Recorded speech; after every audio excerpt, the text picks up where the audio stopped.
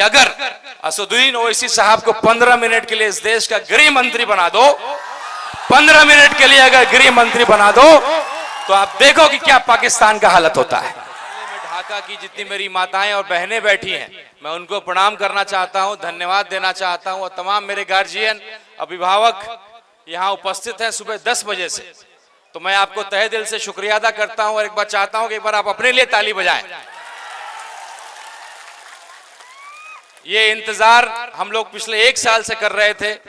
हम लोग के शेर, हम लोग के लिए गर्व का विषय, हमारे पार्टी, हमारे देश के लिए एक मिसाल कायम करने वाले ऐसे हमारे सदर बैरिस्टर असदुद्दीन ओवैसी साहब का आगमन हुआ, जिसकी प्रतीक्षा हम लोग पिछले 1 साल से कर रहे थे।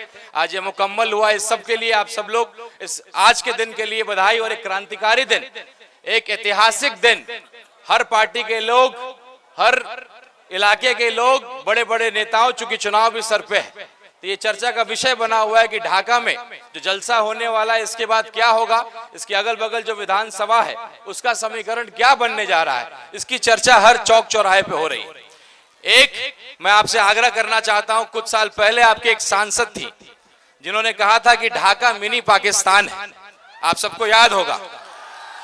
तो मैं ये चाहता हूं कि वो सांसद या उन सांसद के जो लोग हैं उन तक ये आवाज जाए कि जितना एक एक हिंदू यहाँ का हिंदुस्तानी है, इस देश भक्ति का जो है एक मुजाहरा हम लोग पेश करें। मैं हिंदुस्तान कहूंगा, आप जिंदाबाद करेंगे। कोई भारत माता की जय कहता है, कोई हिंदुस्तान जिंदाबाद करता है, कोई अपने अंदाज में अपने देशभक्ति को अपने सामने पेश करता है। सबका अंदाज अलग है, लेकिन देशभक्ति वही है। तो मैं एक बार ढाका के आवाम से आग्रह करता हूं कि मैं हिंदुस्तान कहूंगा, आप जिंदाबाद करेंगे। और ये गिनती जो है हम लोग गिनने का प्रयास करेंगे, कितने लोग हम लोग उपस्थित हैं। आप लोग तैयार हैं? उस सांसद को जवाब देने के लिए तैयार हैं जिसने कहा था कि ढाका मिनी पाकिस्तान है? हिंदुस्तान, हिंदुस्तान, हिंदुस्तान। हमारे अपने भी मसले हैं। आज हम तिरंगा लेकर के आए हैं, 2 दिन पहले हम काला झंडा लेकर के आए थे। वक्फ बोर्ड को लेकर के जो बात, जो संविधान का उल्लंघन करते हुए फ्रीडम ऑफ रिलीजन और राइट ऑफ इक्वलिटी, जिसकी बात हमारे सदर कहते हैं, जो बैरिस्टर भी हैं, मुझे लगता है जितना अध्ययन वक्फ बोर्ड करके लेकर के किया है हमारे बैरिस्टर साहब ने, उतना किसी ने ही नहीं किया है। तो काला झंडा भी हम दिखाएंगे। और जब वक्त आएगा, जब हमारे दुश्मन ये चाहेंगे कि कश्मीर में धर्म के आधार पे हमारे भाइयों को मारेंगे और मार करके पूरे भारत में हिंदू मुसलमान की लड़ाई करा करके, क्योंकि पाकिस्तान के पास ऐसा कोई ताकत नहीं है कि वो हिंदुस्तान का मुकाबला कर सके। केवल एक ही उन्होंने सोचा कि हिंदू मुसलमान करके हमें आपस में लड़ा करके हमारे देश में जहर फैला करके वो हमें हरा देंगे, हमें बर्बाद कर देंगे। लेकिन हमारे सदर असदुद्दीन ओवैसी साहब जैसे नेता, हिंदू समाज के भी कई नेता, उन्होंने आकर के पहल किया और फिर से ये साबित किया कि एक एक मुसलमान इस देश का उतना ही भक्त है। पुराना इतिहास है, इंडिया गेट पे आपका नाम दर्ज है। आपकी जनसंख्या तब भी कम थी, लेकिन जितना जनसंख्या आपके इंडिया गेट पे लिखा हुआ है, आपके शहीदों का नाम लिखा हुआ, दोबारा नौबत आएगा तो ढाका नहीं, पूरे देश का एक एक मुसलमान सीने पे गोली खाने के लिए तैयार है। तो आज जब देश की बात आएगी, बाहरी से लड़ने की बात आएगी, आतंकवाद से लड़ने की बात आएगी, तो हमारा पूरा देश याद रखेगा, एक रहेगा और मुकाबला करेगा। ये जो कार्यक्रम का नाम हम लोगों ने रखा, जिसका नाम हम लोगों ने रखा आतंकवाद के खिलाफ ओवैसी साहब का जिहाद। जिहाद शब्द एक उर्दू का बड़ा खूबसूरत शब्द है, जिसको हम अक्सर लोग गलत तरीके से इंटरप्रेट करते हैं।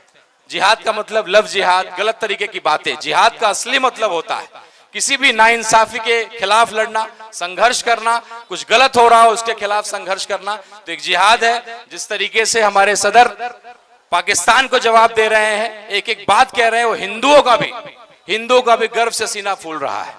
वक्फ बोर्ड की बात आएगी, मैं एक हिंदू समाज का लड़का हूं। जब मैं अपने मंदिर में, मैं हिंदू होकर के जब मैं अपने मंदिर में किसी को कबूल नहीं करूंगा, किसी मुस्लिम भाई को, तो मैं कैसे अपने मुसलमान भाइयों के जमीन पे और वक्फ पे कहूंगा कि आप हिंदुओं को रखिए? ये बिल्कुल नाइंसाफी है। हम आपके साथ खड़े हैं उस मसले पे। एक एक हिंदू जो किसी पार्टी का सर्टिफाइड हिंदू नहीं है, एक सेकुलर हिंदू है, जिसने ये कसम लिया है कि भाई देश की एकता को बचा करके रखेंगे, किसी पार्टी के लिए, अपना राजनीतिक रोटी सेकने के लिए हम उसके लिए इस्तेमाल नहीं होंगे। मैं चुनाव लड़ा लोकसभा का, आप सबका मुझे बहुत साथ मिला। मैं 20 दिनों में टिकट लेकर के आया। आपके सामने मैंने हमेशा इस बात को रखने का प्रयास किया। कई लोग इल्जाम लगाते हैं कि मेरे भाई भाजपा से आते हैं। मैं 20 दिनों में अपने आप को साबित नहीं कर पाया, शायद इसलिए चुनाव में अच्छा वोट होते हुए भी कहीं ना कहीं हमारे संगठन कमजोर था। सीमांचल के बाहर हम उतने मजबूत नहीं थे, तो थोड़ा सा संगठन और हमारे लोग बिखर गए। 20 दिनों में मैं समझा नहीं पाया, लेकिन पार्टी ने मेरे समर्पण को देखा, मेरे त्याग को देखा, मेरे संघर्ष को देखा। हमारे बिहार के सदर अख्तर उल ईमान साहब, जिनको हम लोग आदर्श मानते हैं, आज सिद्धांत विहीन राजनीति में एक ऐसा व्यक्ति आपके बीच बैठा है जिसको करोड़ों रुपए का ऑफर मिला, मंत्रालय का ऑफर मिला, लेकिन उस व्यक्ति ने ठोकर मार दिया मंत्रालय को और उस पद को।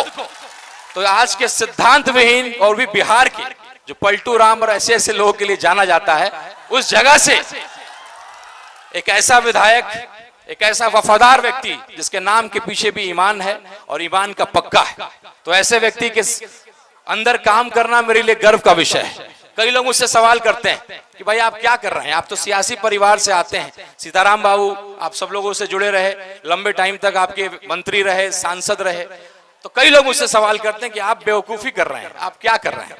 तो मैं उनको यही जवाब देता हूं कि आप वक्त का इंतजार करिए। मैं सियासी परिवार से आता हूं, मैंने इस पार्टी की ताकत को देखा है। बाकी पार्टियों में कार्यकर्ता होते हैं, लेकिन इस पार्टी में दीवाने होते हैं, और उन दीवानों की दीवानगी मैं कल रात से देख रहा हूं।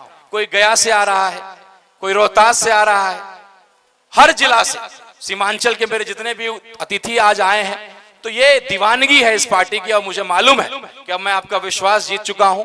मैं आपके लिए लगातार काम कर रहा हूं, चाहे लहन ढाका का मुद्दा हो, जहां पूरे गांव के साथ अन्याय किया जा रहा है, उसका सवाल लहन ढाका का किसी ने उठाया तो अख्तर उल ईमान साहब ने उठाया। एक दलित के बेटे को बिजली विभाग ने प्रताड़ित करके उसका सुसाइड करा दिया, उसका मर्डर हो गया गलत बिजली बिल वसूलने के क्रम में, उसका सवाल किसने उठाया? अख्तर उल ईमान साहब ने उठाया। आज मात्र हमारे पास एक विधायक है, इसलिए हम हर मसले को नहीं उठा पाते हैं, लेकिन मुझे पूरा विश्वास है कि अब आप लोग का आशीर्वाद हमें मिलेगा तो बिल्कुल अगला सरकार जो बिहार में बनेगा बिना AIMIM के सपोर्ट के नहीं बनने जा रहा है। 4 विधायक हमारे थे, 4 को आपने, 5 विधायक थे, 4 को आपने तोड़ा है, विधायकों को तोड़ा था। तौसीफ भाई हमारे उपस्थित हैं, तो आपने विधायकों को तोड़ा, जनता को नहीं तोड़ा है। और हमारे बड़े भाई आदिल हसन साहब, हमारे यहाँ के अभिभावक नसीम अख्तर साहब, मैं उनको धन्यवाद करता हूं कि आपने मुझे इस पार्टी में जोड़ने का काम किया। मैं इस पार्टी के भविष्य को देख रहा हूं। बिहार की राजनीति करवट ले रही है, बदलाव होने जा रहा है, एक नया समीकरण जो है गढ़ रहा है बिहार, जिसमें सभी जाति धर्म को लेकर के चलना है, लेकिन एक नया समीकरण बनाने का प्रयास हम लोग कर रहे हैं। जैसा हमारी पार्टी का नारा है, जय मीम जय भीम, और साथ में हम लोगों ने जय राजपूताना को भी जोड़ने का प्रयास किया है, क्योंकि राजपूत समाज भी आज प्रताड़ित है। आज एक भी मंत्री नहीं बनाया गया है, इतने सारे सांसद बिहार से हैं।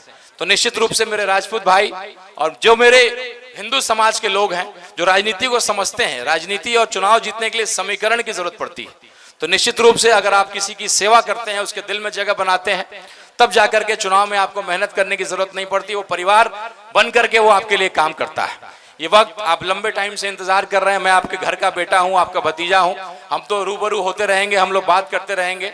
मैं चाहता हूं कि मैं अपना समय भी अपने सदर साहब को दूं। एक बार मैं तहे दिल से शुक्रिया अदा करना चाहता हूं शिवहर के हमारे जिला अध्यक्ष डॉक्टर मिसबाहुल हक साहब का, सीतामढ़ी के हमारे जिला अध्यक्ष जहांगीर साहब का, मुजफ्फरपुर से आए हमारे मुकीम भाई का, अफरोज भाई का, और तमाम हमारे जो संगठन के लोग हैं, परवेज भाई, मासूम भाई, और लगातार कल से उनेस भाई से लेकर के तमाम ऐसे लोग, लंबी लिस्ट है। तो अभी मेरे पास समय का अभाव है और मैं चाहता हूं, गर्मी बढ़ रहा है तो ये गर्मी और बढ़ेगा जब हमारे सदर साहब आपके सामने आएंगे और जिहाद का मतलब आपको समझाएंगे। और थोड़ा सा जो मैंने जवाब उस MP साहब को दिया है जिसने इस आपके इस पावन धरती को मिनी पाकिस्तान कहा था, तो बिल्कुल हम लोग उसको करेंगे। एक छोटा सा मैसेज मेरे एक चाचा ने दिया था, तो मैं चाहता हूं उस मंच में आपको दूं। इस पार्टी में जब 15 मिनट की बात आती है तो बड़ा चर्चा होता है, तो मैं चाहता हूं कि वो 15 मिनट, मेरे एक चाचा है जो मुझे चाय पिला रहे थे कल, उन्होंने कहा था कि जरा सदर साहब आएंगे, उनको कहिएगा ये बात, मेरी तरफ से मैसेज दीजिएगा। तो उन्होंने यही मैसेज दिया। शब्दों के साथ मैं आपसे विदा लेता हूं और मुझे पूरा विश्वास है जो वादा हम लोगों ने किया था, पार्टी ने मेरे समर्पण को, मेरी मेहनत को, मेरे इसको जज्बे को स्वीकारा। हमारे अख्तरुल ईमान साहब, इंजीनियर आफ्ताब साहब जो मेरे गार्जियन स्वरूप हैं, उन्होंने अपनी बात को रखा। ढाका के लिए हमारे राष्ट्रीय अध्यक्ष जी को यहाँ बुलाने का प्रयास किया और एक नौजवानों को छोटी सी एक सीख के साथ अपनी बात को खत्म करता हूं कि राजनीति में सब्र बड़ा जरूरी होता है। लोगों ने सोचा कि मैं चुनाव हारूंगा या जीतूंगा, मैं पार्टी को बदल लूंगा, लेकिन मैंने ऐसा नहीं किया। इसलिए मेरी पहचान बनी और आज मैं हर बार यही कहता हूं कि किसी भी बेटे की पहचान उसके पिता से होती है। मेरे पिताजी आरजेडी से रहे, आजीवन सेकुलर रहे, और आज वो जिंदा रहते तो मोदी के खिलाफ ही बोल रहे होते।